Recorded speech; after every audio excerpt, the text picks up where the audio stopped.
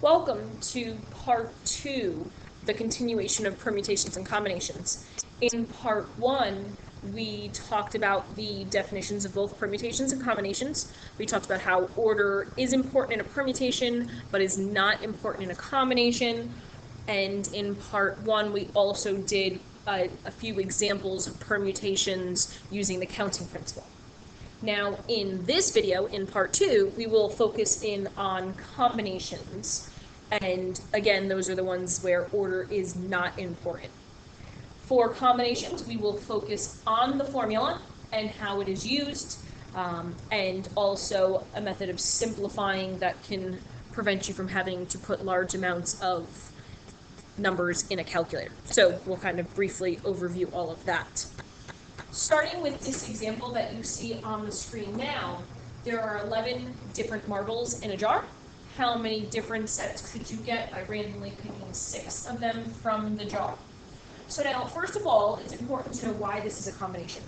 This is a combination because we are selecting marbles from a jar, and when we have that group of 6 marbles in our hand or on our table or wherever we're placing them, the order in which we state their colors does not affect how many outcomes we have.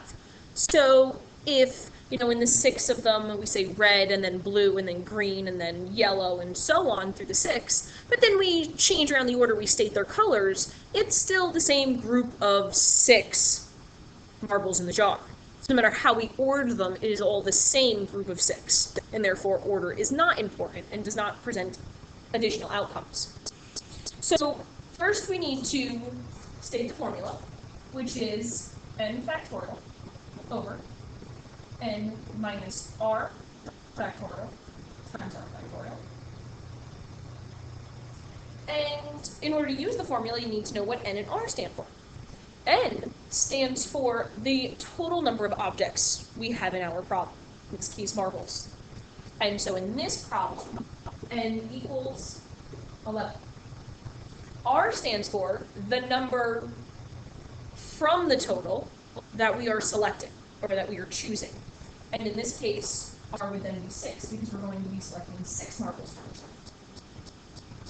When plugging in, we'll plug in 11 for n, so in the numerator. N minus r is 5. So where we have the parenthesis here, that's actually equal to 5 factorial. 11 minus 6, like we said.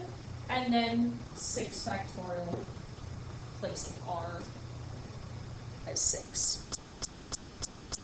Next, we need to work with the formula, and could you pick up a calculator now and calculate out 11 factorial and then calculate the denominator out and divide? Yes.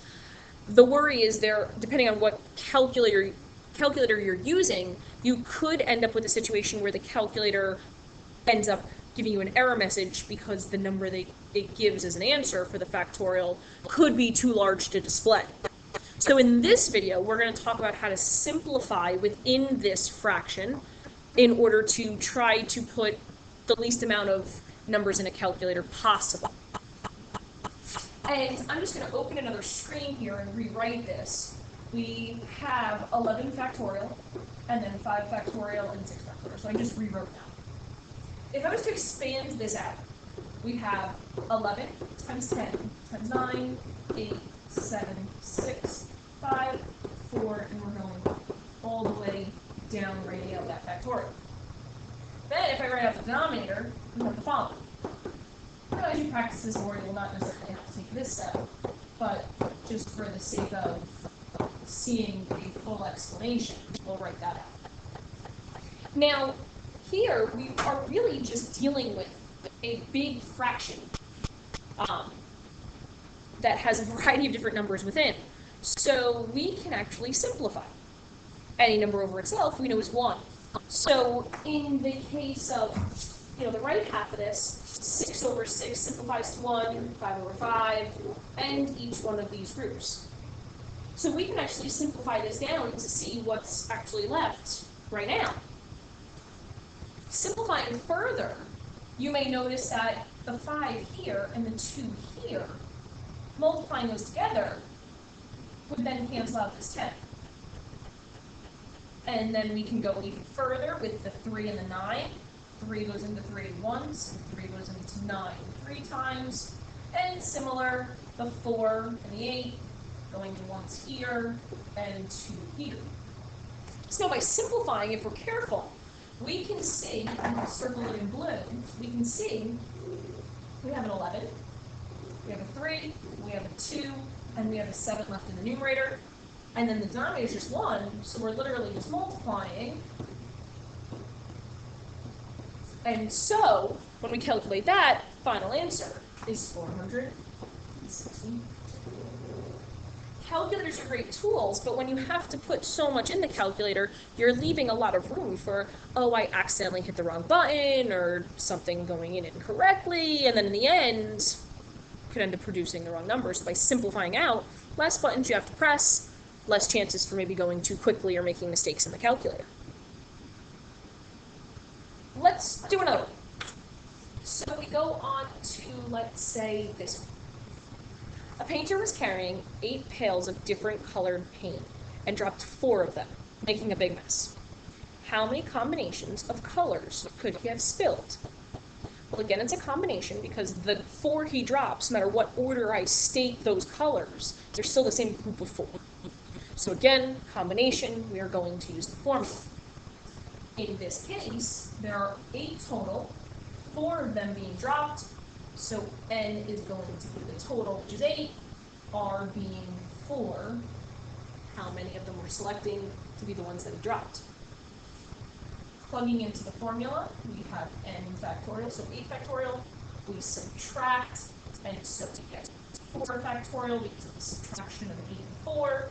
And then when we plug in R, again, 4 factorial. So the 8 in the numerator just comes from plugging in for N. The bottom left, 4 factorial, is by subtracting the N and the R, and then 4 as R. As we solve this out, again, if you feel most comfortable writing it out, 8, 7, 6, 5, 4, 3, 2, 1 in the numerator. The denominator will have 2 sets of 4 factorial, as I've written out here. We can then go ahead and simplify 4, 3, 2, 1. And again, 4 times 2, for example, here could be 8. 3 goes into 6, so 3 into here once, into here twice. I'm going through rather quickly, but hopefully you're okay with the simplifying. And 7 times 2 times 5 is what results, giving us a final answer of 7.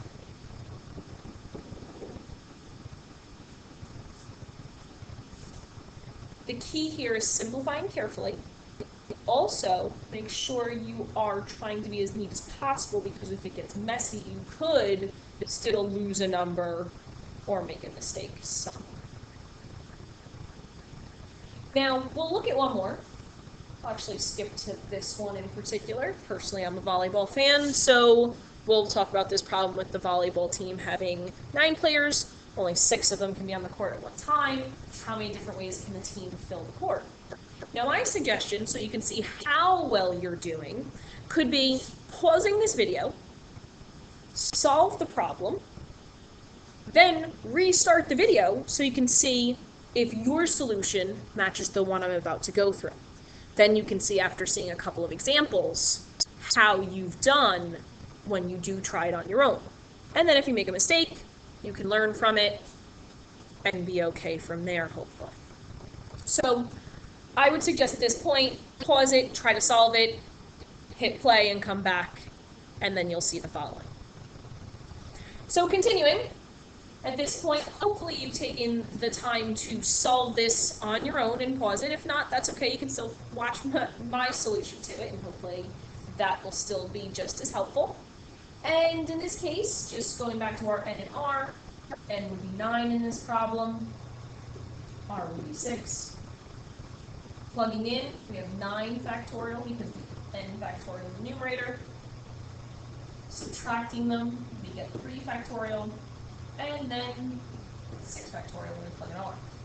Now, there is a bit of a shortcut. Those of you that, and some people may have noticed already, we don't necessarily have to write it all out. We know that 9 factorial means 9 times 8 times 7 all the way down. We know what 3 factorial and we know what 6 factorial means. One thing I would notice here is that this 6 factorial in the denominator can cancel out. The 6 factorial in the denominator can cancel out the 6, 5, 4, 3, 2, and 1 from the 9 factorial in the numerator. If you write it out, you'll absolutely see it. But what I'm saying is, if I cancel this out with the numerator, I'm left with 9, 8, and 7. Notice I did not write the 6, 5, 4, 3, 2, and 1 because I've already canceled it out with what I crossed out here. The 3 factorial is still left there. And so it just saves you having to write some of that additional stuff. If you're finding you are more successful by writing it out, it doesn't take that long, and if it's going to make you more successful, write it out. There's absolutely nothing wrong with it. Now, why don't we do some simplifying? The 3 and the 9. 3 goes into 3 once, and 9 3 times. 2 and 8, so 2 goes in once here, and 4 here. And then in that situation, we have 3, 4, and 7 left in the denominator. In this case, 84 possible groups of 6 that could be out on the core plane. Thank you for watching part 2, which, like I said, included combinations. If you have not already watched part 1, maybe a good idea to check that out for the permutations and how those are solved.